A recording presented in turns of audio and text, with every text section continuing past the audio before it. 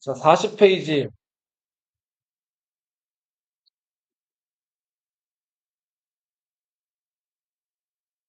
계유정난으로 왕이 된 사람 세조. 세조의 뒤를 이어서 왕이 된 사람이 세조의 둘째 아들 예종. 네. 자, 예종의 뒤를 이어서 성종이 왕이 되죠. 자, 저번 시간에 한번 계보를 쭉 보여줬죠. 기억나요? 기억 안 나겠지.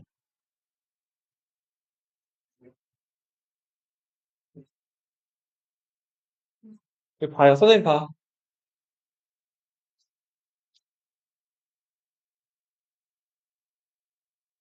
자, 이 세조, 그 왕 되기 전에 수양대군이라고 불렸죠. 세종대왕의 몇째 아들이었어요? 둘째 아들이었죠. 큰아들이 문종이었고 둘째 아들이 수양대군이었잖아요. 그 수양대군이 문종의 아들 단종을 몰아내고 임금이 됐어요. 자, 계유정난이라는 사건이 있었죠. 자, 이 세조는 정의왕후 윤씨와의 사이에서 아들이 둘 있었어요. 자, 큰아들이 의경세자, 둘째 아들이 해양대군이었어요. 근데 의경세자가 금방 죽었죠. 그죠? 자, 그래서 둘째 아들이었던 해양대군이 예종으로 즉위하게 되죠. 근데 예종은 오래 살았어요, 못 살았어요? 오래 못 살았죠. 그죠? 집안 유전인지 내력인지 모르겠는데 의경세자도 20살에 죽고 예종도 왕 된 지 1년 만에 19살에 죽었단 말이에요. 의경세자가 남긴 두 아들 월산대군, 자을산군이었죠. 예종, 해양대군이 낳은 아들 인성대군이라는 아들이 있었는데 일찍 죽었고 두 번째 부인 안순왕후 한씨와의 사이에서 제한대군을 낳았죠. 기억나요? 자, 그래서 예종이 죽었을 때 제한대군이냐 아니면은 예종 형이었던 의경세자의 아들 월산대군이냐 자을산군이냐 가지고 자, 이제 문제가 있었죠? 이때 자을산군이 선택이 됐죠. 이 사람이 조선의 9대 임금 누구예요? 성종이죠. 네. 성종이 13살에 왕이 됐기 때문에 직접 정치를 할 수가 없어서 요때 왕실의 제일 큰어른 할머니였던 정의왕후 윤씨가 7년 동안 대신 정치한단 말이에요. 자, 어린 임금이 즉위했을 때 왕실의 제일 큰 어른, 보통 할머니가 발을 치고 신하들 얘기를 듣는 이런 정치 형태를 뭐라고 불러요? 수령? 청정이라고 하죠. 조선 최초의 수령청정이 실시가 되죠. 자, 근데 성종이 형을 제치고 제한대군을 제치고 왕이 될 수 있었던 이유는 부인이 누구 딸이었어요? 한명회라는 권력 있는 사람의 딸이었죠. 자, 그래서 성종이 이제 임금이 될 수가 있었는데 문제는 성종이 임금이 된 다음에 얼마 안 있어서 봉해왕후 한씨 한명회의 딸이 죽죠. 자식도 없이. 그래서 성종이 데리고 있던 여러 후궁들 중에서 하나를 궁전으로 울리잖아요, 왕비로. 자, 그 왕비 성이 윤씨였죠. 이 윤씨와 성종 사이에서 낳은 아들이 누구였어요? 연산군이었죠. 기억나요? 선생님이 기억나냐라는 얘기를 몇 번을 해야 되냐. 좀 잘 들어, 보고. 저 멍하게 있으니까 지금 얘기를 자꾸 하는 거 아니야. 그래, 안 그래? 자, 봐. 이렇게 해서 이 연산군이라는 아들이 태어났는데 문제는 이 윤씨가 연산군 낳고 나서 그 좀 오만해졌다 그랬죠. 이 대비들, 인수대비, 인예대비, 그리고 이 자성대비, 이 왕실에 있는 할머니 세 분한테 공손하게 하다가 이제 왕비 되고 자기 아들도 낳으니까 오만해지고 인사도 제대로 안 하고 막 이랬다 그랬잖아요. 할머니 눈밖에 났다 그랬죠? 자, 그랬더니 윤 씨가 성종이 다른 후궁들을 쳐서 갈 때마다 질투를 했다 그랬어요. 그래서 이 후궁들을 여차하면 죽여버리려고 비상이라는 독약도 가지고 다니고 자, 이 후궁들 저주하는 그런 뭐랄까 글귀 같은 것들도 적어놓고 가지고 다녔단 말이에요. 근데 그게 또 들켰어요. 안 그래도 성종이 좀 이 윤 씨를 좀 미워했는데 그런 것들 들키니까 사이가 더 안 좋아졌단 말이에요. 그러다가 이 윤 씨의 생일날 성종이 또 다른 후궁의 방을 찾았단 말이에요. 자, 윤 씨가 화가 많이 났죠? 성종이 윤 씨를 좀 달래려고 찾아갔더니 윤 씨가 성종을 어떻게 했어요? 그쵸, 뺨을 때렸죠? 자, 그러다가 성종 얼굴에 스크래치가 났죠? 자, 그렇게 해서 그 윤 씨는 임금의 뺨을 때려서 상처를 냈다는 이유로 할머니 인수대비가 화가 많이 났죠. 성종의 엄마가. 그래서 윤 씨를 궁 밖으로 어떻게 해버렸어요? 쫓아내버렸죠. 그리고 얼마 안 있다가 사약을 먹였죠. 연산군은 엄마가 궁 밖으로 쫓겨났을 때 나이가 3살이었어요. 그리고 궁 밖으로 나간 엄마가 사약을 받았을 때 나이가 7살이었단 말이에요.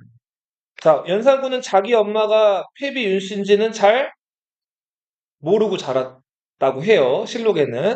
그리고 패비 윤씨의 뒤를 이어가지고 또 다른 윤씨가 성종의 후궁이었죠. 이 사람이 그 다음 중전이 되는데 이 사람이 정현왕후 윤씨예요. 자, 성종이 세 번째로 맞아들인 이 중전 정현왕후 윤씨와의 사이에서 연산군의 배다른 동생이 태어났는데 이 사람이 진성대군이다. 자, 이렇게 해서 성종이 네, 파란만장한 이런 부부간의 스토리가 좀 있었죠. 자, 우리 계유정난, 세조를 임금으로 올린 사람들을 뭐라고 부른다 그랬죠? 훈구라고 부른다 그랬죠? 자, 세조를 임금으로 만든 이 사람들을 뭐라고 부른다고요? 훈구라고 부른다 그랬죠? 네. 자, 이 훈구는 대표적인 인물이 누가 있어요? 한명회, 그리고 숙주 같은 사람들이 있죠? 자, 그렇죠. 숙주나물.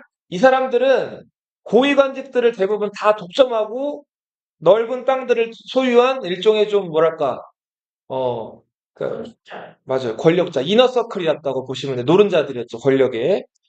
자, 반면에 그, 이 훈구 대신들이 너무 권력이 커지니까 이 성종이 조금씩 그걸 경계했다 그랬죠. 그죠? 그래서 성종이 직접 정치를 할 무렵에 이 훈구 대신들을 좀 견제하려고 새로운 사람들을 뽑아 쓰기 시작하는데, 자, 그 새로 뽑아 쓴 사람들을 뭐라고 불렀어요? 사림이라고 불렀어요. 자, 이 사림은 뿌리를 거슬러 올라가면 어디까지 올라가요? 맞아요. 맞아요, 맞아요. 하람이 좋아요. 조선 건국 직전에 조선 건국을 모든 사대부들이 다 찬성한 게 아니죠. 이색이라는 사람이 대학자였는데 건국에 반대했잖아요. 그리고 마지막까지 고려를 지키려고 했던 마지막 고려인이 누구였어요? 정몽주였죠. 그 정몽주가 이방원에게 철퇴를 받고 죽으면서 사실상 고려라는 기둥이 무너지게 되고 조선이 세워졌잖아요. 그 정몽주의 제자였던 사람이 길제라는 사람이에요. 이 길제는 자기 스승의 죽음, 여기서 크게 상심을 한 다음에 벼슬길을 마다한단 말이에요. 벼슬길에 안 나가겠다고 딱 다짐을 하고 그때부터 고향으로 내려가서 제자들을 길러요. 자, 길제 수제자가 김숙자라는 사람이고 김숙자라는 사람이 또 열심히 공부해가지고 자기 과거 시험에 또 급제하기도 해요. 그리고 자기 아들이면서 자기 수제자였던 사람이 김종직이라는 사람이라 그랬죠? 길제까지는 정치를 안 했는데 길제의 제자였던 김숙자나 김숙자의 아들이면서 제자였던 김종직은 과거 시험 봐가지고 관직에 나아간단 말이에요. 자, 관직에 나아갔지만 여전히 마음속에는 스승님의 가르침. 조선은 시작부터 잘못됐고, 그쵸? 고려란 나라를 저버리고 세워진 나라잖아요. 그리고 왕들이 잘못하면은 신하가 이런 것들을 가르쳐가지고 고쳐야 된다. 네. 왕도 정치나 이런 것들을 생각했던 그룹이 사림이란 그룹이었어. 근데 시간이 많이 지났고 성종 입장에서는 이 훈구라는 대신들을 한번 견제할 만한 수단이 필요했기 때문에 이 사림들을 불러다가 쓰게 된단 말이에요. 고위관직들 영의정, 좌의정, 우의정, 무슨 이조판서, 병조판서는 다 훈구들이 차지하고 있었기 때문에 사림들이 처음부터 그 높은 관직에 나아간 건 아니고 대신에 사림들은 그죠? 이 영의정, 좌의정 같이 높은 관직 가지고 있는 훈구 대신들을 견제할 만한 포지션에 위치를 하게 된단 말이에요. 자, 그 관직이 대간이란 관직이었죠. 대간은 대표적으로 뭐가 있었어요? 사, 선부, 사, 간원, 그리고 원래 세종 때는 집현전이라고 부르다가 세조가 이제 집현전 흑자들 모아가지고 토론하는 거 이런 거 안 좋아했다 그랬죠. 세조가 집현전을 없애버린 다음에 성종이 다시 부활시킨 기구. 홍문관. 자, 이 세 기구에서는 왕이 잘못하거나 신하들이 잘못하는 것들을 비판하거나 탄핵하거나 하는 일들을 담당했다 그랬죠. 이들을 가리켜서 뭐라 그래서 두 글자로 대간이라고 불렀죠. 혹은 세 관청에 그걸 따가지고 삼사라고도 부른다 그랬죠. 이들은 왕이 잘못하거나 혹은 신하들이 잘못하면 소인이라고 비난했다 그랬죠. 네, 그러면서 아니되옵니다를 연발했던 사람들이 이 대간 관원들이라 그랬죠. 이들이 관직에 나와가지고 훈구 대신들이 불법적인 방법으로 땅을 넓힌다든지 이런 것들을 비판하기 시작을 한단 말이에요. 자, 훈구와 사림의 대립이 나타난 것이 성종 때다. 자, 그리고 우리 저번에 유자광이라는 사람 잠깐 얘기했죠. 기억나요? 네. 자, 세조 때 세조가 조카를 몰아내고 왕이 됐잖아요. 세조의 그런 약점, 도덕적인 약점을 꼬집으면서 한편으로는 함경도 지역은 4군 6진 개척할 때 나중에 합류된 지역이죠. 자, 함경도란 동네는 선생님 봐봐. 여진족이 많이 사는 동네예요. 그러니까 나중에 조선으로 편입됐고 조선에서 이래저래 차별을 많이 받던 지역이에요. 해주는 건 없이 조선에서 근데 세금만 많이 걷어가는 지역이었단 말이에요. 함경도 지역 주민들이 불만이 많았다 그랬죠. 자, 그래서 이시해라는 사람이 그 지역 관리로 임명됐다가 마침 세조가 또 단종을 몰아내고 나쁜 짓을 했잖아요. 자, 이런 것들을 손가락질하면서 이시해가 반란을 일으켜요. 근데 함경도가 한양에서 많이 떨어져 있죠. 그러니까 이거 진압하기가 되게 어려웠는데 이때 이 사람이 함경도랑 한양을 왔다 갔다 하면서 세조한테 정보 전달을 잘하고 자기가 자신감 있게 그 이시의 난을 토벌할 자신이 있다고 말했단 말이에요. 다른 신하들이 주저할 때. 그 사람이 누구였어요? 유자광이었죠. 이 사람 출신이 좀 그런 게 있었죠. 누구의 자식이었어요? 첩의 자식이었죠. 조선시대 첩의 자식은 그쵸, 홍길동이 대표적이죠. 아버지를 아버지라고 부르지 못하죠. 이 사람들은 과거 시험 공부해봤자 과거 시험을 볼 수가 없어요. 그러니까 출세길이 막혀 있는 사람들이죠. 그래서 이 유자광이 그 세조 때 그냥 궁궐 문이나 지키는 문지기 갑사 역할을 하고 있었는데 때마침 이시해 난이 일어났고 세조가 인재가 없어서 고민하고 있었는데 세조한테 이시해를 자기가 이렇게 정보를 많이 구해다가 토벌하는데 계책을 내겠다 이렇게 자신감 있게 얘기를 하니까 세조 마음에 쏙 들었다 그랬죠. 기억나요? 자, 그 유자광이 이제 네, 세조에게 예쁨을 받아가지고 관직도 얻게 되죠. 세조가 유자광을 위해서 벼슬도 실시했다 그랬죠. 과거 시험도 실시했다 그랬죠. 그죠? 그리고 여기서 유자광이 성적이 좋지 못했는데 세조가 어떻게 했다 그래서 유자광을 1등으로 만들었다 그랬죠. 그래서 파격적으로 유자광을 쓰면서 이름을 알리기 시작한 사람이 유자광. 근데 문제는 유자광 뽑고 나서 세조가 얼마 있다가 죽었죠. 유자광은 자기를 뽑아준 사람 세조가 죽으면서 끈 떨어진 연이 돼버려서 밀어주는 사람이 빽이 없어진 거죠. 자, 그래서 어떻게 할까 고민하고 있었는데 세조 다음에 누가 즉위했어요? 예종이 즉위했죠. 예종 때 이시의 난을 진압하면서 떠오른 또 다른 인물이 있었어요. 누가 있었어요? 남이 장군이 있었죠. 근데 예종이 남이를 좋아했어요? 안 좋아했어요? 남이를 안 좋아했죠. 그래서 남이를 어떻게 했어요? 병조판서에서 공조판서로 낮춰버렸죠. 남이가 여기에 대한 불만 겸 이런저런 얘기를 유자광한테 하다가 혜성이 출연하면은 장군이 반란을 일으킬 거다 이런 얘기를 했다 그랬죠. 유자광이 어떻게 했어요? 이 얘기 듣고 예종한테 가서 꼬질렀죠. 그랬더니 예종이 안 그래도 남이가 마음에 안 들었죠? 남이를 죽여버렸죠. 조선시대는 영모에 대한 얘기를 고자질해가지고 그 사람이 영모라는 게 확인이 되면 영모를 고발한 사람은 뭐가 되는 거예요? 영모를 고발한 사람. 공신이 되는 거죠. 유자광이 이때도 공신이 되면서 예종한테 높은 벼슬을 받는단 말이에요. 여기까지 또 좋았는데 예종이 또 어떻게 됐어요? 금방 죽었죠. 자, 유자광은 또다시 믿어줄 만한 군주가 사라진 거예요. 자, 그런 상황에서 유자광이 이제 성종이 즉위했는데 성종 초반에 그 성종이 훈구 대신 견제하려고 쓴 사람들이 대간들이라 그랬죠. 이 대간들이 노골적으로 유자광을 비판하고 공격해요. 자, 유자광한테 계속 첩의 자식이 저렇게 높은 관직에 나아가고 있는 건 말이 안 된다는 식으로 계속 유자광을 탄핵한단 말이에요. 그런데 성종은 유자광이 그래도 세조나 예종 때 한 일이 있죠. 공신이었고. 그래서 이 유자광을 그냥 대관들이 뭐라고 할 때마다 이게 두리뭉실하게 유자광을 좀 지켜줘요. 네, 그냥 그만해라. 그래도 유자광이 세운 공이 있지 않느냐. 그런데 그럴 때마다 대관은 목소리를 높여가지고 유자광을 탄핵하고 공격했단 말이에요. 자, 그런데 그러던 유자광이 이번에 또 날카롭게 나를 한번 세웠다가 누구를 하나 찔러요. 누굴 찔렀을까요? 성종이 지금 견제하고 싶었던 사람들. 대가. 훈구 대신. 예. 이 훈구 대신 중에서 대표격인 사람 누구? 한명회를 유자광이 찔러요.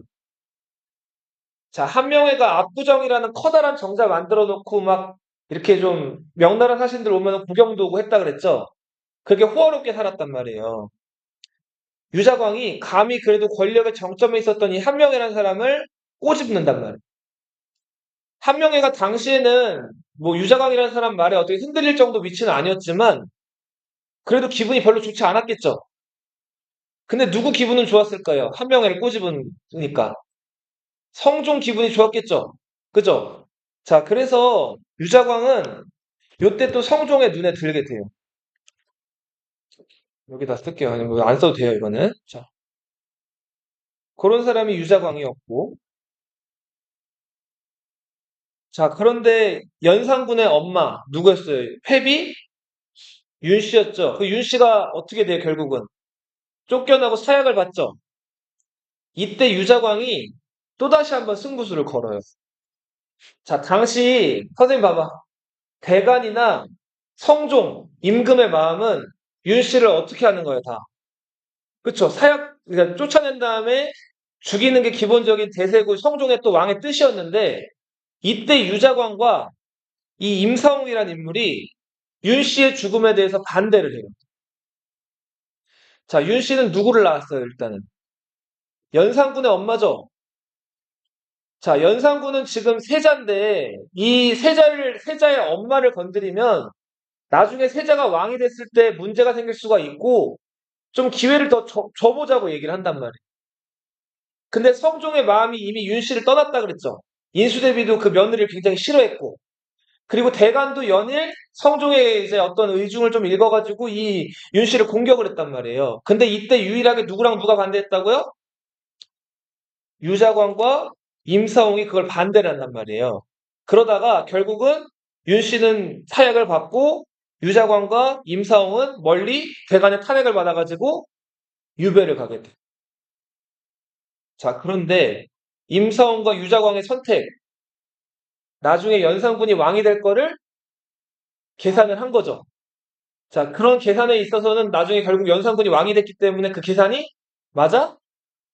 떨어진 거죠. 네. 자, 다시 우리 교재로 가볼게요.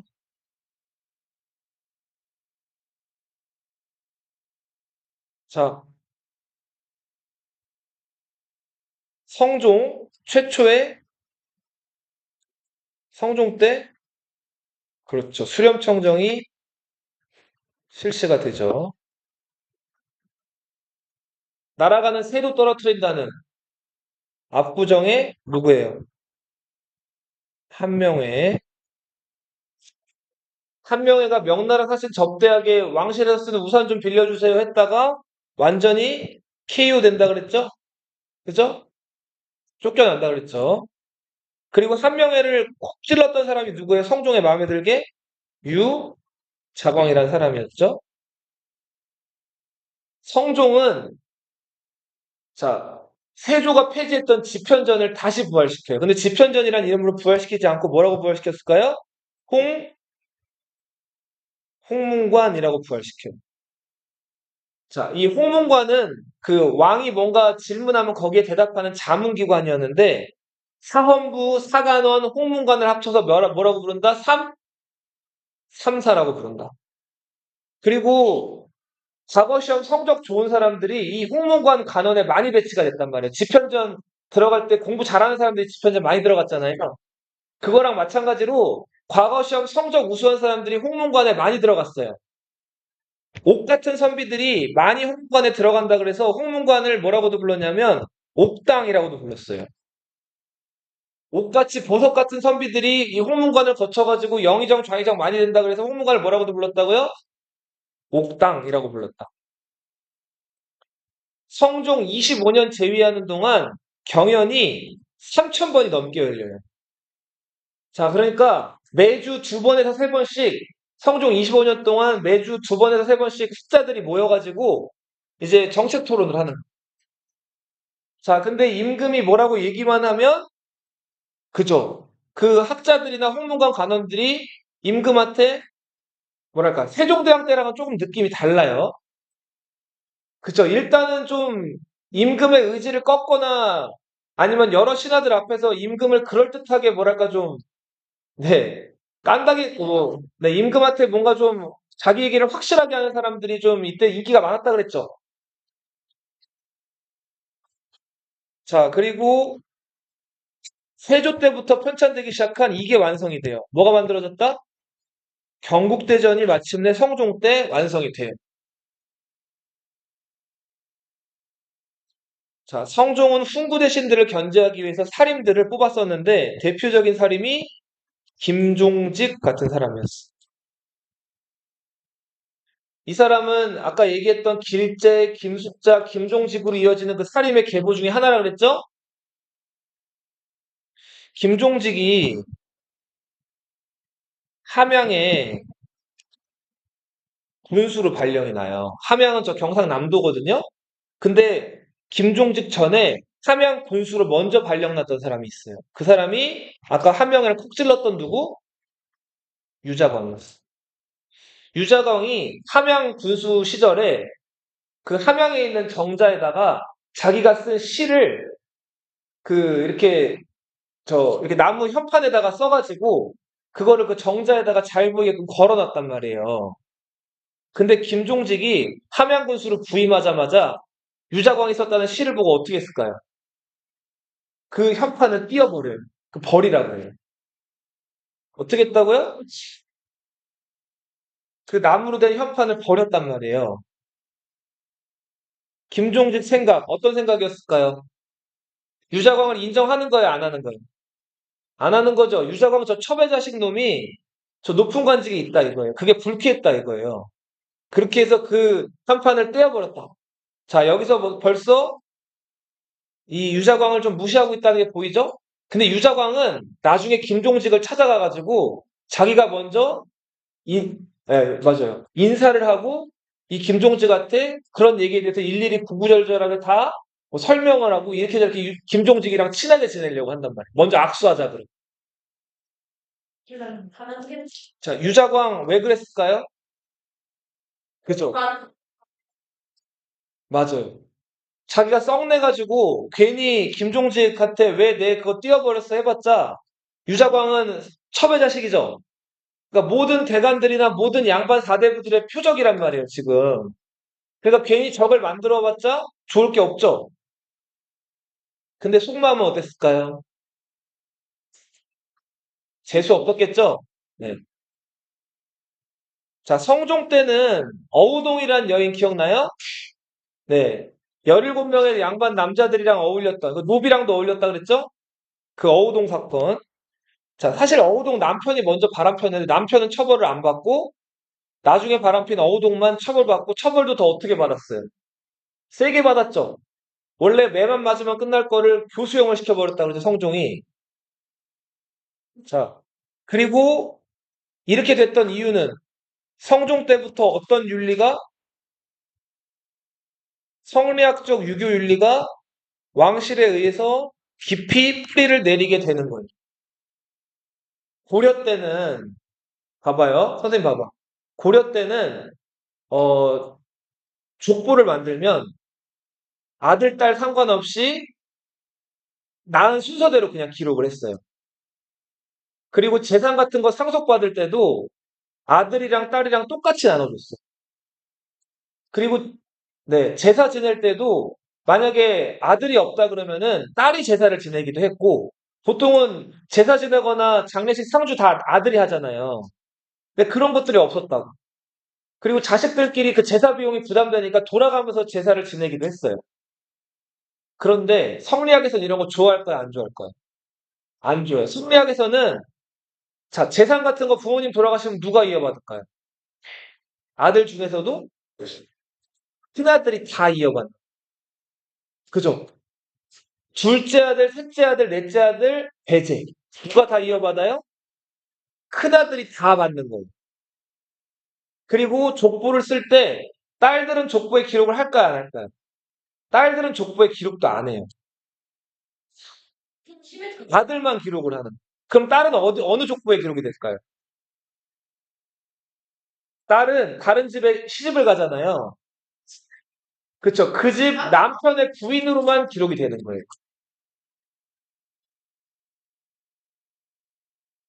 만약에 전할인네 집에 전씨 집안의 족보가 기록이 되면 사람이는 기록이 되는데 할인이는 기록이 안 되는 거예요. 네. 할인이가 나중에 결혼을 하게 되면 결혼한 남자집 족보에 그 집 남편의 부인이라고만 기록이 되는 거예요. 안 나오는 거죠. 그죠? 자, 아니면 그냥 녀라고 해가지고 할인이 이름 없이 그냥 딸이라고만 하나 이렇게 기록되어 있는 경우들도 있긴 해요. 근데 점점 그 족보에서 차지하는 위상이나 이런 것들이 점점 존재감이 없어지게 됩니다. 재산도 일방적으로 아들한테 다 상속이 돼요. 딸들은 시집 가면 그 남편 집 쪽으로 가는 거고, 네. 그 인간 정보야. 그냥 있는 거예요. 그런 셈이 되는 거죠. 자, 이런 것들이 이제 보편화되기 시작했고, 그거의 선두주자가 성종의 엄마였던 누구였어요? 인수대비였죠. 인수대비가 썼던 내훈이란 책이 있다 그랬죠? 내훈, 안에서 지켜야 되는 가르침 이런 건데, 자, 시집간 여자가 시집 가면은 이제 자기 엄마랑 아빠랑은 영원히 이별이에요. 그러면 자기 엄마 아빠가 이제 누군 거예요? 그 남편의 엄마 아빠가 자기의 엄마 아빠처럼 되는 거예요. 그래서 그 남편의 엄마 아빠를 시어머니 시아버지라고 하죠. 그 며느리가 시어머니 시아버지를 모셔야 되는 도리나 모셔야 되는 방법 이런 것들에 대해서 기록해 놓은 책이 내훈이라는 책이에요. 안녕이에요. 네. 네, 그렇죠. 남의 집 사람이 되는 거예요. 어, 처벌까지는 아니고 어쩔 수 없는 경우에 뭐 지나가다가 뭐 누가 돌아가셨다 그러면은 뭐 조의 차원에서 이렇게 한 번씩 얼굴들을 볼 수가 있는데 지금처럼 막 자유롭게 찾아가거나 연락을 하거나 할 수가 없게 되는. 자, 이런 윤리가 이제 조선시대 때 점점 뿌리내리기 시작하는 게 요 성종 때부터예요. 자, 요 시대 때는 누가 권력이 셌다고요? 훈구 세력들은 계유정난 끝나고 나서 이제 시간이 한참 지났기 때문에 슬슬 이제 죽어가거나 사라졌는데 성종이 키우려고 했던 살인들이 너무 힘이 커진 거예요. 그들이 대관 자리에 위치해가지고 권력을 휘두르게 됐다. 자, 하나 예를 들어볼게요. 창경궁이라는 궁이 있었어요. 창경궁. 성종이 만들어준 궁이에요. 창경은 전에 창경궁이었는데, 자, 정의왕후, 인수대비, 그리고 인해대비까지 해가지고 세 명의 할머니 임금님, 할머니 대비들을 모시기 위해 가지고 만들어 놓은 그 창경궁이라는 궁이 있었단 말이에요. 근데 이 창경궁에 연못이 있었어요. 근데 연못에 비가 많이 오면 물이 막 넘쳤단 말이에요. 자, 이거 넘치면 안 되겠죠? 그래서 그 연못 옆으로 이렇게 그 물길을 하나 만들었어요. 근데 물길을 만들었는데 이거 흙으로 만들어 놓으면 물이 이렇게 나가다 결국은 흙이 또 이렇게 뭐 진흙탕이 되거나 해가지고 다시 못 쓰게 되겠죠. 그래서 좀 오래 가라고 성종이 이거를 이 수통을 구리로 만들었대요. 자, 연못이 있으면 연못에 물 넘치지 말라고 옆으로 빼놓은 수통을 뭐로 만들으라고 했다고요? 구리로 만들라고 한단 말이에요. 자, 그래서 구리로 그 수통을 만들어 놨는데 대간이 꼬집다 꼬집다 할 게 없으니까 이걸 가지고 꼬집어요. 자, 임금은 검소하고 아껴야 되는데 그 연못의 수통 같은 것들을 값싼 재료인 돌을 냅두고 청동으로 막 구리로 만들었다는 거예요. 이거 임금은 이렇게 사치스러우면 안 된다고 임금을 막 꼬집는 거예요. 자, 이거 사실 따질 만한 일이에요? 아니죠. 근데 이걸 가지고 성종이 구리로 그거 연못 수통 좀 만든 거 어때서 이렇게 대답을 했더니 계속 성종한테 임금은 그렇게 정치하면 안 된다고 임금한테 면박을 주는 거예요. 자, 그래서 결국은 성종이 그 구리로 만든 그 수통을 다 없애버리게 하고 이걸 결국 대간들 얘기대로 돌로 다시 만든. 자, 근데 성종이 그때 대간들한테 내내 했는데 어땠을까요, 기분이?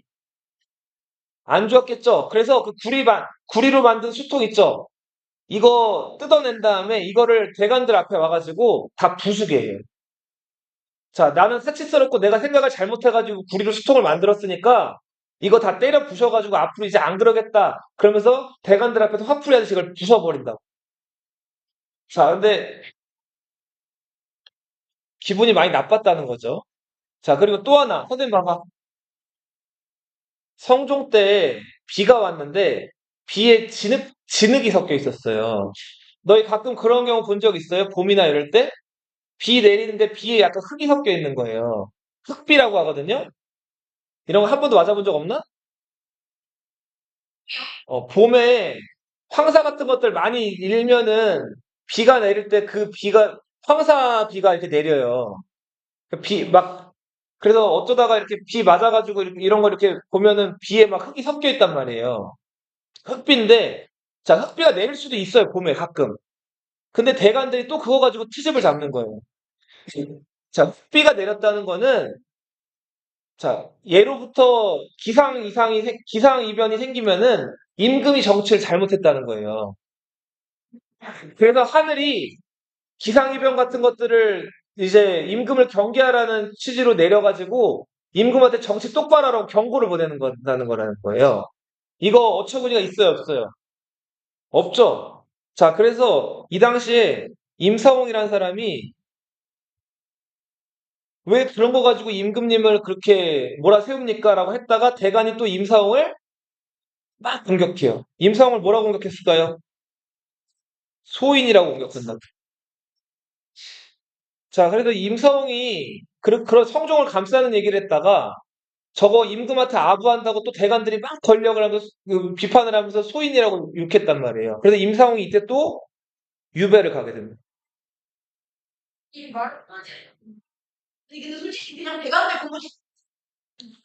자, 그리고 마침내 연산군이 즉위했어요. 자, 성종이 죽고 연산군 즉위했어요.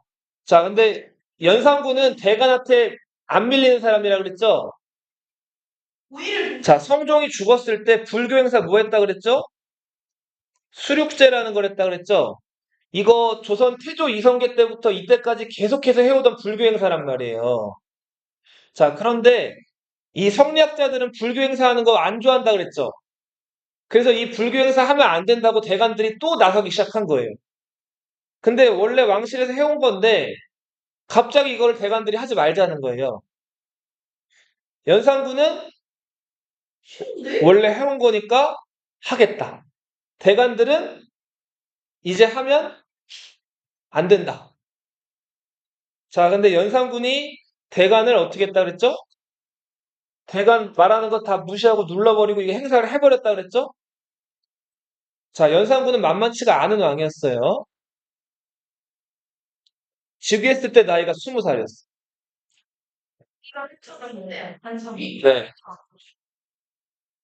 자, 연산군이 저 대간 놈들 한번 내가 손봐줘야지 하고 있었는데, 자, 뒤에 그림으로 가보세요.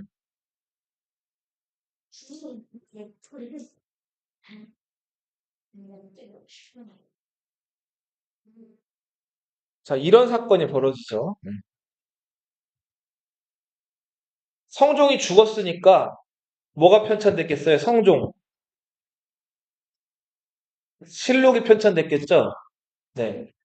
조선왕조 실록 들어봤죠? 자, 이 성종실록을 편찬하기 위해서 실록청이라는 관청이 열렸어요. 자, 이 실록청의 책임자, 그러니까 그 실록을 총 그 편집하고 쓰는 책임자가 이극돈이라는 사람이었어요. 자, 이극돈은 전형적으로 그 기의정난 때부터 권력이랑 이런 것들이 좀 있었던 순구 대신 그룹이었죠. 고위관직이 있었던. 그리고 성종실록을 편찬하는 실무자로 김일손이라는 사람이 들어가. 누가 들어갔다고요? 이 사람은 사림이었어. 그리고 김일손은 누구의 제자였냐면 위에 보세요. 누구의 제자라고 나와요? 김종직이라는 사람의 제자였어. 김종직은 이 당시에 이미 나이가 들어서 죽은 상태였고, 자, 김종직의 제자 김일손이 과거 시험 급제한 다음에 그 일하고 있었는데 이때 이제 실록을 쓰는 그 실무 관리로 들어간 거예요. 자, 근데 김일손은 성종실록에다가 자기 스승님이 평소에 남겼던 글을 올려요. 자, 그 글이 뭐였냐면 조의제문이란 글이었어. 무슨 글이었다고요? 조의제문. 여기서 조는 무슨 뜻이냐면 누구 돌아가시면 조문 간다 그러죠. 조문하는 거예요. 누굴 조문가요? 의제라는 황제를 조문하는 글이에요. 의제는 누구냐면 자, 예전에 그 항우라는 사람 들어봤어요? 항우와 유방? 초나라 항우 있죠? 초나라 항우가 꼭두각시로 세운 황제 초나라 의제라는 황제가 있어요. 근데 항우가 초나라를 자기가 차지하려고 이 의제라는 황제가 필요 없어지니까 그죠? 저 뱃놀이 시켜준다고 배를 태운 다음에 그 배를 가라앉혀서 의제를 죽인단 말이에요.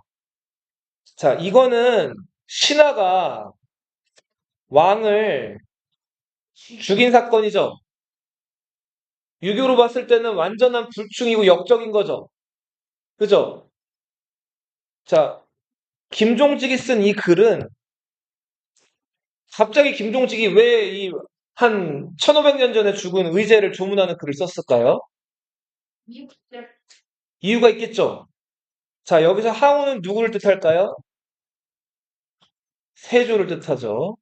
의제는 누굴 뜻할까요? 단종을 뜻하겠죠. 그죠? 항우가 힘없는 임금 의제를 죽인 거를 세조가 단종을 이제 몰아내고 자기가 왕이 된 다음에 단종을 결국 어떻게 해버렸어요? 사약을 내려서 죽여버렸죠. 그죠? 자살을 가장해가지고. 자, 살인들은 이런 생각들을 가지고 있었단 말이에요. 왕한테 뽑아주셔서 벼슬 주셔서 감사합니다 하는 척 하면서 뒤에서는 이 세조가 이렇게 단종 죽인 거라든지 이런 것들을 비판하고 있었던 거예요.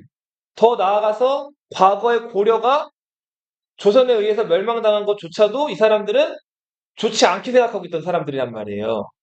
근데 아무튼 이 조의제문이란 글을 성종실록에다 김일손이 실어요.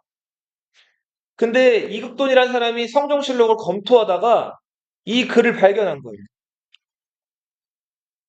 자, 이 글은 세조의 아들 예종, 세조의 손자 성종, 세조의 증손자 연산군 자, 이 정통성을 다 인정하는 거에 부정하는 글이에요. 다 부정하는 글이죠. 그죠? 연산군 입장에서는 자기 증조 할아버지 세조가 단종을 죽인 거를 아주 적나라하게 비판한 글이잖아요. 이국돈이 봤을 때 이거 만만치 않은 글인 거예요. 안 그래도 살인들이 대간이랍시고 자기 공격하는 게 마음에 안 들었는데 이거 어떻게 하지 하다가 이 사람을 찾아가요. 평소에 대간한테 감정이 안 좋았던 사람. 첩의 자식이라고 맨날 대간한테 비판받던 사람. 유자광을 찾아가죠. 자, 유자광 이 글 보고 건수 하나 잡은 거죠. 이거 바로 쪼르르 누구한테 달려가서 얘기했을까요? 연산군한테 가서 얘기한 거. 고발의 달인. 네. 꼬지르기의 달인. 자, 이렇게 해서 유자광이 이 김종직이 쓴 조의제문 좀 한번 읽어보세요 하고 연산군한테 이 글을 바친단 말이에요. 자, 연산군 안 그래도 대관들이 마음에 안 들었는데 건수를 잡았죠. 연산군이 지금 뭘 들고 있어요? 조의제문을 들고 있죠. 여봐라, 어서 뭘 잡아들여라? 자, 김일손을 비롯해서 이 조의제문과 관련된 살인들을 잡아다가 다 죽여버려요. 그리고 심지어 김종직은 이 당시에 죽어서 이미 묻힌 상황이었는데 김종직 무덤을 파헤친 다음에 관을 열어서 김종직의 시체를 찢어버린단 말이에요. 어,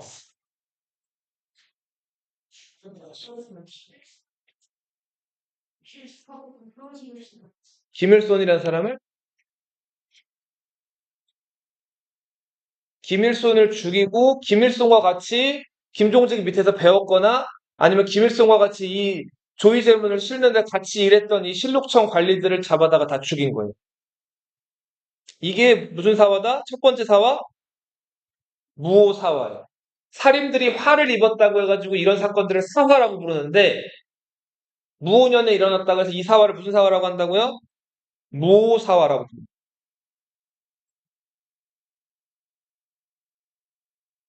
자, 연산군은 이렇게 자기에게 바른 말하는 대관들을 어, 요 무오사 조의제문을 핑계로 많이 죽였어요. 이제 살인들이 연산군 눈치를 보게 돼요. 대관이라고 해도 말 잘못했다가는 어떻게 될 수 있어요? 죽을 수도 있죠. 자, 이제 연산군은 살인들 죽여놓고 이제 뭐에 좀 관심을 가지게 될까요? 자기 이제 좋아하는 본색이 드러나요. 술 마시고 여자 끼고 마음에 안 드는 애들 다 죽여버리고 사냥 다녀요. 네. 사냥을 다니는데 사냥도 이제 뭐 경기도 뭐 산 좋은데 물 좋은 데라는 데는 다 찾아다니고 네. 사냥을 다니는데 네. 또 짐승들 아버지 성종이 또 동물 애호가라 그랬죠. 그래서 막 신기한 짐승 사슴이나 이런 짐승들 많이 이제 잡아다 길렀는데 자 그런 짐승들을 잡아온 다음에 성종은 예뻐하면서 키웠거든요. 연산군은 어떻게 했을 것 같아요? 맞아. 가둔 다음에 때리거나 그렇죠. 부셔버리는 거예요. 죽이는 거예요. 자, 이런 식으로 주색 잡기에 이제 빠지게 되는데 앞으로 가보세요.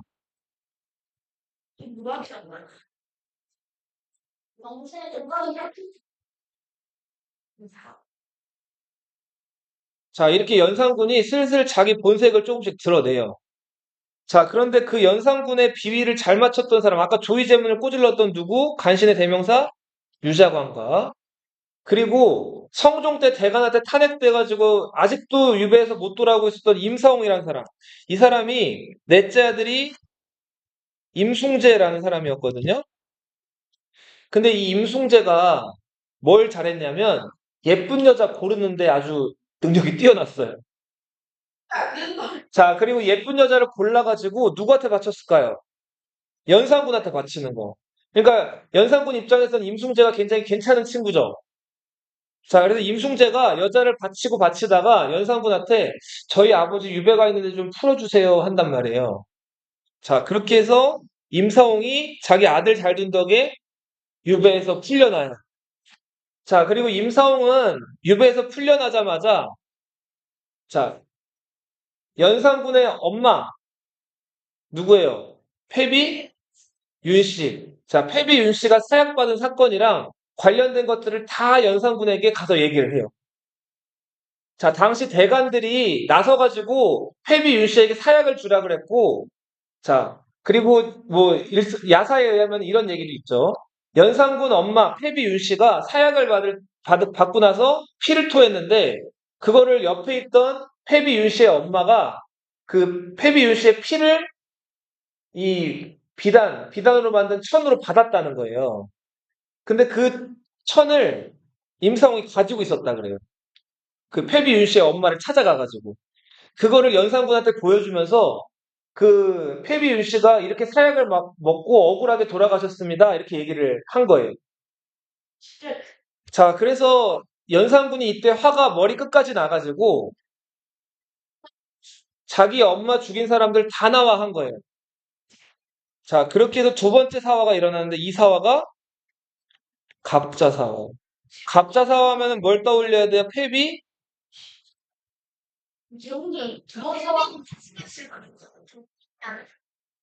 패비 윤 씨의 죽음에 관련된 것들을 이제 얘기를 다 해줬는데 아무튼 자기 엄마가 이렇게 죽임을 당했다는 게 연산군 입장에서 너무너무나 싫었던 거예요. 그리고 이제 요거 보세요. 자, 선생님 봐봐. 연산군이 패비 윤 씨 죽음에 관련돼서 이제 여러 가지 사실들을 알게 되는데 보니까 아버지 성종이 자기 엄마 윤 씨 생일날 다른 후궁들을 찾아갔다는 거예요. 그리고 다른 후궁들이 그 윤 씨를 막 모함하고 안 좋은 얘기를 했다는 거예요. 대표적인 그 후궁들 두 명이 귀인 엄 씨랑 귀인 정 씨였어요. 자, 이 사람들은 성종으로부터 이제 결혼해가지고 아들을 하나씩 낳았는데, 자, 그 안양군과 공안군이었어요. 연- 이 왕자들한테 군호를 주는 거죠. 자, 근데 연산군 입장에서 이 귀인 엄 씨랑 귀인 정 씨가 자기 엄마를 괴롭히는 사람들이잖아요. 그래서 이 귀인 엄 씨랑 귀인 정 씨를 궁으로 데리고 오게 해요. 그다음 어떻게 했을까요? 고문을 시작을 하죠. 자, 여자들은 원래 고문을 세게 하지 않는 법인데 연산군이 직접 자기가 두 팔 걷어붙이고 자기 엄마 괴롭혔던 이 귀인 엄 씨랑 정 씨를 고문을 해요. 자, 여자들이 고문을 견디기가 어렵죠. 자, 그래서 기절하고 깨고를 몇 번을 자, 여자들 여기 의자에 앉혀놓은 다음에 줄이 튼다고 하죠. 예. 그리고 연산군이 몽둥이 같은 것들을 직접 가져다가 때리는 거예요. 그죠? 감정적으로 자기가 국문장에 나왔다 그러죠, 연산군이. 그리고 이제 인두 같은 것들 대고 허벅지 같은 데 지지는 거예요. 네. 자, 봐봐요. 선생님 봐요. 근데 연산군이 이거를 분이 안 풀렸어요. 그럼 어떻게 했을 것 같아요? 자, 귀인 엄씨랑 귀인 정씨, 그를 하얀 천으로 이제 머리부터 발끝까지를 다 감싸요. 그 다음에, 그 다음에 누굴 불렀을까요? 귀인 엄씨의 아들 안양군과 귀인 정씨의 아들 봉황군을 불러요. 그 다음에 자기가 휘두르던 몽둥이를 안양군이랑 봉황군한테 쥐어주죠. 그 다음에 어떻게 하라 했을까요? 대역죄인이니까 너가 때려서 죽이라 그래요. 안 알려줬죠. 안양군이 먼저 몽둥이를 들고 연산군이 시키니까 어떻게 했을까요? 귀인 엄씨를 때려서 죽이죠. 자, 근데 봉황군은 그 보자기에 들어가 있는 사람이 자기 엄마인 줄 알고 눈물을 흘리면서 엎드렸다 그러죠. 자, 결국은 고문을 많이 당해서 귀인 정씨도 죽어요. 자, 그래서 안양군과 봉황군은 결국은 이제 폐륜을 저지르게 만들어 버린 거죠. 그리고 궁 밖으로 쫓아내죠. 연산군은 이렇게 자기 엄마를 죽게 만들었던 이 후궁들을 처벌한 다음에 주색 잡기에 계속 빠져요. 자, 예쁜 여자 좋아한다 그랬죠? 전국에서 예쁜 여자들을 모으는데 그 예쁜 여자들을 운평이라고 불러요. 뭐라고 부른다고요? 전국에서 1000명을 모았어요. 미스 조선. 그 다음에 여기서 300명을 추려요. 이 운평 1000명 중에서 뽑힌 300명을 흥청이라고 불렀어요. 뭐라고 불렀다고요? 흥청. 자, 흥청은 또 세 그레이드로 나눠요. 천과 흥청.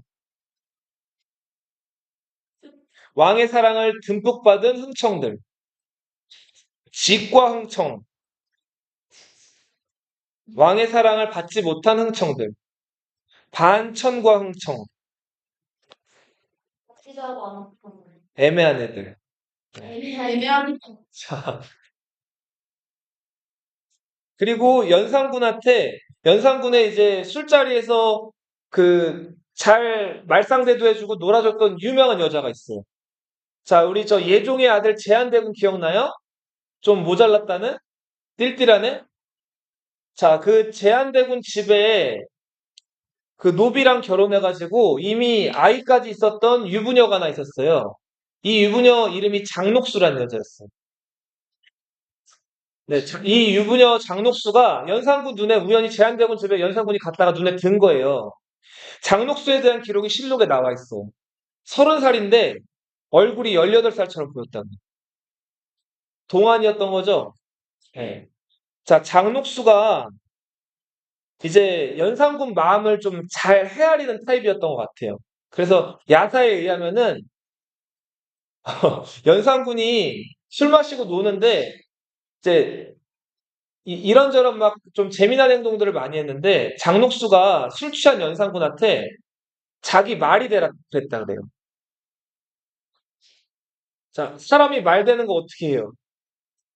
너희 아빠가 어렸을 때 해줬던 거. 그쵸? 이렇게 엎드리면 되죠, 아빠가. 그러면은 그 위에 너희를 탔잖아요. 그죠? 자, 장녹수가 연산군한테 말이 돼달라 그래, 말이. 그 연산군이 어떻게 했을까, 장녹수한테? 이렇게 엎드려줘요. 장녹수가 연산군을 타고 이랴 이랴 했다 그래요. 자, 연산군이 그 대관들이나 자기한테 반발하는 사람들은 그렇게 무자비하게 처벌하면서 자, 장녹수가 이랴 이랴 하고 말 탈 때는 그렇게 좋아했다 그래. 자, 그리고 이 흥청들 예쁜 사람들 뽑혀오면은 좋은 집 주고 선물 많이 주고 그랬단 말이에요.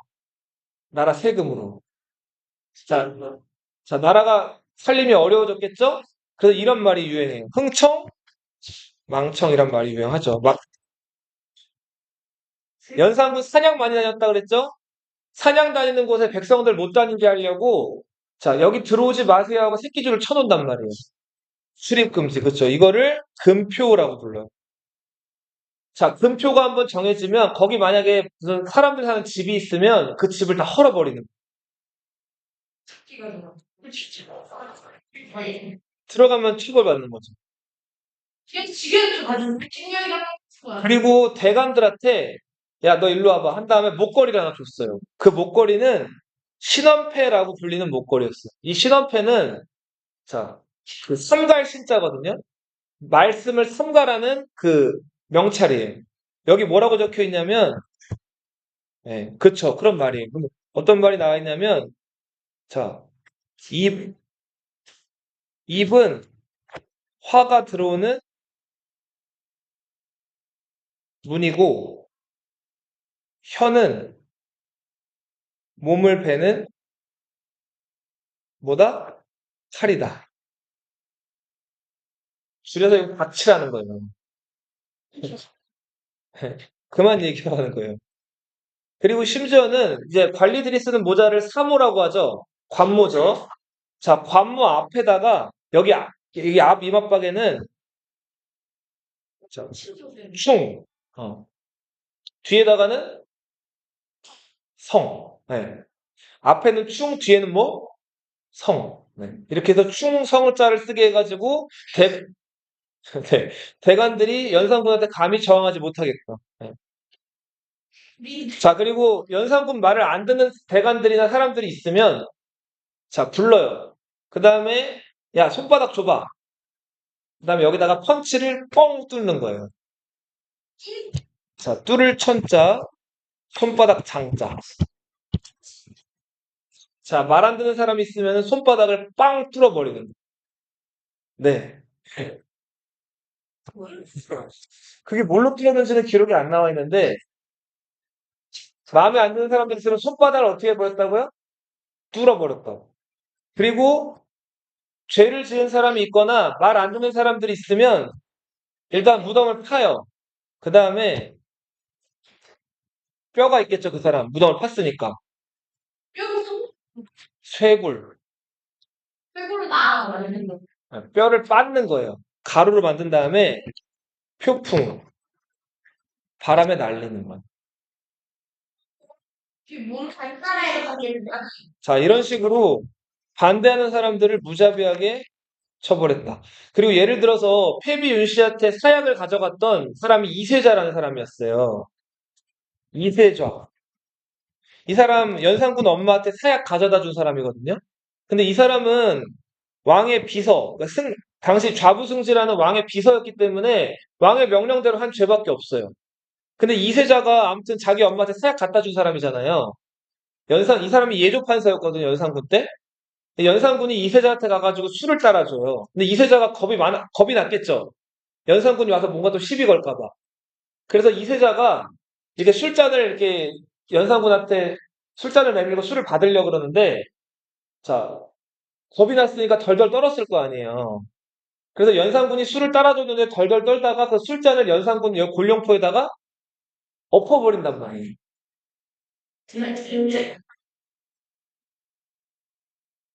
자,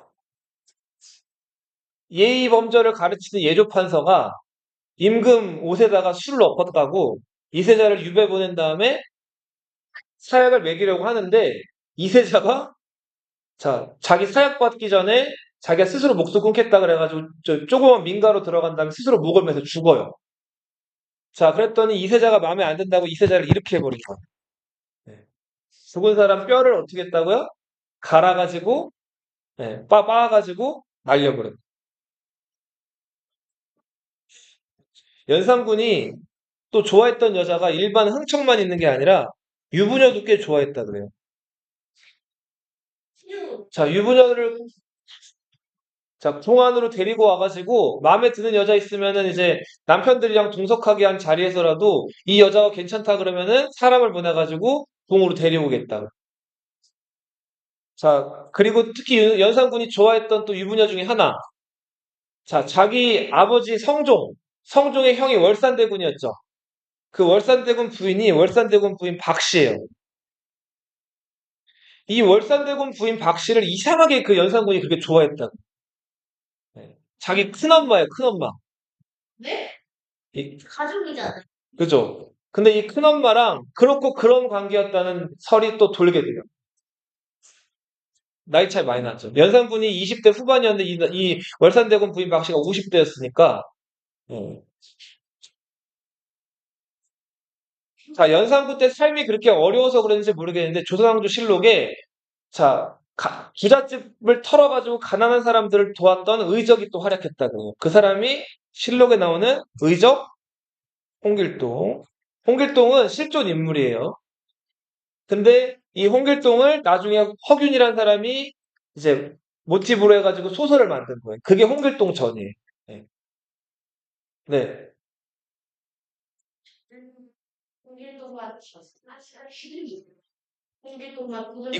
그 홍길동과는 관계가 없어요.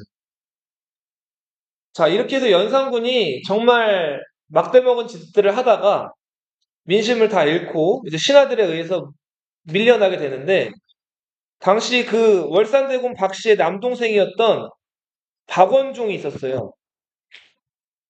누나한테 맨날 가가지고 왜 그렇게 살아 누나. 자, 왕한테 그거 지금 당하고 저게 뭐 하는 짓이야. 왜 그렇게 사냐. 그랬더니 진짜 월산대군 법인 박씨가 스스로 목숨을 끊었어요. 연산군한테 계속 치욕을 당했죠. 그걸 못 견뎌가지고 자, 말이 씨가 돼버린 거예요. 누나가 어떻게 했어요? 자살했어요. 자, 이 박원종이 깊은 원망을 하게 되죠. 그래서 연산군에게 반대하는 사람들을 모아요. 자, 연산군한테 말 잘못했다가 2급 공무원에서 9급으로 내려간 사람. 성희안. 비슷한 사람. 유순정. 자, 이들이 모여가지고 자, 연산군에게 반대하는 군대를 조직해서 연산군을 친단 말이에요. 자, 신하가 임금을 몰아내고 새 임금을 세우는 거. 이거를 조선에서 반정이라고 부르거든요. 이때 반정으로 새로 세운 임금이 성종이 패비 윤씨를 쫓아낸 다음에 정현왕후 윤씨라고 세 번째 중전을 맞이했다 그랬죠. 그 정현왕후 윤씨와의 사이에서 낳았던 아들 진성대군. 이 진성대군이 연산군의 뒤를 이어서 즉위하는 누구다? 여기까지 할게.